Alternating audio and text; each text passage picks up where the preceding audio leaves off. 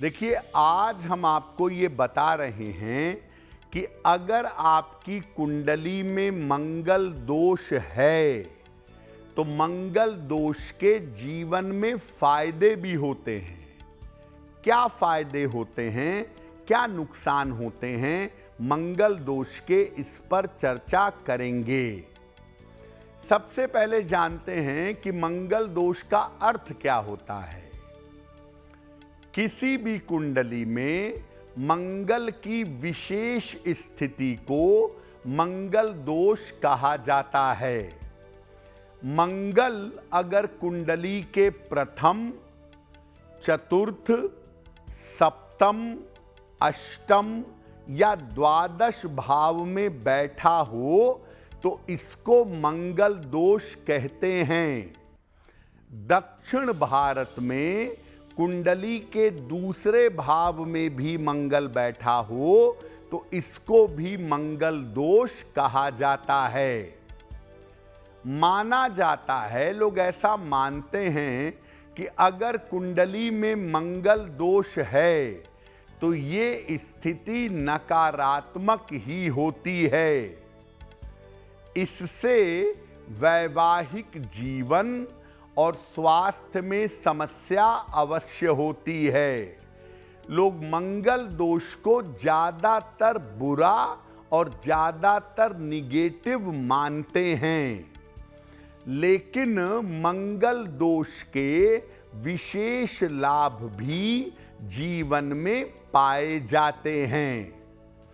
मंगल के दोष के नुकसान अवश्य हैं, ऐसा नहीं है कि नुकसान नहीं है, लेकिन मंगल दोष के कभी कभी बहुत सारे फायदे भी होते हैं जो हम आपको बताएंगे कि मंगल दोष के फायदे और नुकसान क्या हैं। अगर मंगल कुंडली के प्रथम भाव में बैठा हो तो क्या फायदा, क्या नुकसान। अगर मंगल कुंडली के लग्न में बैठा है तो व्यक्ति बहुत ज्यादा सुंदर नहीं होता। चेहरे पर, खासतौर से गालों पर एक लालिमा रहती है। लग्न में जब मंगल प्रथम भाव में बैठता है तो व्यक्ति अपनी माता और जीवन साथी के प्रति खराब व्यवहार करता है और इस वजह से वैवाहिक जीवन में समस्या आ जाती है। फायदे क्या हैं? अगर लग्न में मंगल बैठा है तो व्यक्ति साहसी और पराक्रमी होता है। कठिन से कठिन स्थितियों में भी समस्याओं पर विजय प्राप्त कर लेता है। यानी अगर लग्न में मंगल होगा तो आदमी साहसी होगा, मुश्किलों का सामना कर लेगा। इस मंगल के दुष्प्रभाव को समाप्त करने के लिए नियमित रूप से गुड़ का सेवन करना चाहिए और लाल रंग का प्रयोग जीवन में कम से कम करना चाहिए। अगर मंगल चतुर्थ भाव में है तो इसकी हानियां क्या हैं और इसके लाभ क्या हैं। चतुर्थ भाव का मंगल दोष सबसे कम अशुभ प्रभाव पैदा करता है, लीस्ट डेंजरस है, सबसे हल्का मंगल दोष है। ये मंगल वैवाहिक जीवन में तालमेल में समस्या देता है। बिना वजह के पति पत्नी के बीच में डिफरेंसेस पैदा होते हैं। ऐसे लोग जिनका चतुर्थ भाव में मंगल होता है, ऐसे लोग बड़े शक्तिशाली और बड़े आकर्षक होते हैं, ताकतवर बहुत होते हैं, बहुत अट्रैक्टिव होते हैं और दूसरों को बड़ी तेजी से अपनी तरफ आकर्षित करते हैं। चतुर्थ भाव के मंगल की वजह से अगर दिक्कत आ रही है तो हनुमान जी की उपासना करने से लाभ होगा। और घर में सूर्य के प्रकाश की पर्याप्त व्यवस्था करिए ताकि घर में एनर्जी का लेवल बैलेंस बना रहे। अब अगर मंगल किसी की कुंडली के 7वें स्थान में बैठा हो, सप्तम भाव में बैठा हो, तो इसके नुकसान क्या हैं और इसके फायदे क्या हैं? देखिए, सप्तम भाव में जब मंगल बैठता है तो ये व्यक्ति के अंदर उग्रता और हिंसा, एग्रेशन और वायलेंस पैदा करता है। इसकी वजह से व्यक्ति अपने पारिवारिक जीवन में, वैवाहिक जीवन में छोटी छोटी बातों को लेकर बहुत ज्यादा उपद्रव करता है। और इस मंगल की वजह से अक्सर वैवाहिक जीवन में मारपीट और हिंसा आ जाती है। सप्तम भाव के मंगल का फायदा ये है कि ये मंगल संपत्ति और संपत्ति संबंधी कार्यों में लाभकारी होता है।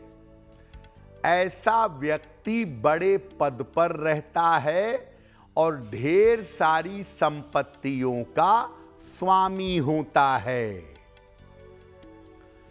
इस मंगल के दुष्प्रभाव को कम करने के लिए, समाप्त करने के लिए मंगलवार का उपवास रखें और एक तांबे का छल्ला मंगलवार को अनामिका अंगुली में, रिंग फिंगर में धारण करें। सप्तम भाव के मंगल का दुष्प्रभाव कम हो जाएगा। अगर मंगल कुंडली के 8वें स्थान में बैठा हो तो इसके नुकसान क्या हैं और इससे फायदा क्या होता है? देखिए, अगर मंगल अष्टम भाव में है तो ये सबसे ज्यादा नकारात्मक मंगल है, सबसे ज्यादा निगेटिव मंगल है।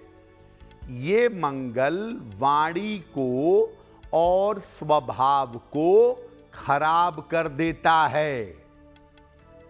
अष्टम के मंगल की वजह से जीवन में अकेलापन भी पैदा होता है और कभी कभी पाइल्स की और त्वचा की समस्या भी हो जाती है। अष्टम का मंगल वैवाहिक जीवन में अलगाव का या दुर्घटनाओं का कारण बनता है। इसका फायदा यह है कि अष्टम मंगल के कारण आकस्मिक रूप से धन का लाभ होता है और व्यक्ति कभी कभी बहुत अच्छा शल्य चिकित्सक, सर्जरी वाला व्यक्ति सर्जन बन जाता है। अगर अष्टम का मंगल है तो इसके दुष्प्रभाव को समाप्त करने के लिए रोज सवेरे मंगल के मंत्र का जप करिएगा और हर मंगलवार को हनुमान जी को चमेली का तेल और सिंदूर चढ़ाइएगा। आखिरी मंगल दोष बनता है अगर मंगल कुंडली के 12 भाव में हो, यानी कुंडली के 12वें स्थान में हो। ये मंगल 12वें का मंगल भी उतना ज्यादा नकारात्मक नहीं होता। ये मंगल सुख की, भोग विलास की इच्छा को भड़काता है। 12 में अगर मंगल हो, 12वें मंगल हो, तो ऐसे लोग किसी भी चीज से संतुष्ट नहीं होते। ये मंगल वैवाहिक जीवन में और रिश्तों में अहंकार की समस्या देता है। 12वें स्थान का जो मंगल दोष है, ये भी सामान्य नकारात्मक होता है, बहुत ज्यादा निगेटिव नहीं होता। इसका फायदा ये है कि अगर 12वें स्थान में मंगल है तो व्यक्ति विदेश में बड़ी सफलता पाता है, ढेर सारे लोगों के प्रेम और आकर्षण का पात्र बनता है। 12 का मंगल होगा, आप अपने परिवार से, अपने घर से, अपने नेटिव प्लेस से जितना दूर जाएंगे उतना ही आप सफल होंगे। 12 के मंगल के दुष्प्रभाव को समाप्त करने के लिए मंगलवार का उपवास रखना फायदेमंद होता है। देखिए, अगर आपकी कुंडली मांगलिक है तो लोग ये कहते हैं कि भाई मेरे बेटे की, मेरी बेटी की कुंडली मांगलिक है तो इसकी शादी तो मंगली से ही कराएंगे। ऐसा कोई नियम नहीं है कि मंगली की शादी मंगली से ही हो जाए तो ठीक है, लेकिन याद रखिए आपको सिर्फ ये देखना है कि मान लिया लड़का मांगलिक है, लड़की मांगलिक नहीं है, लेकिन लड़की की कुंडली से अगर लड़के का मंगल कैंसिल हो रहा है तो मंगली हो या ना हो शादी हो सकती है।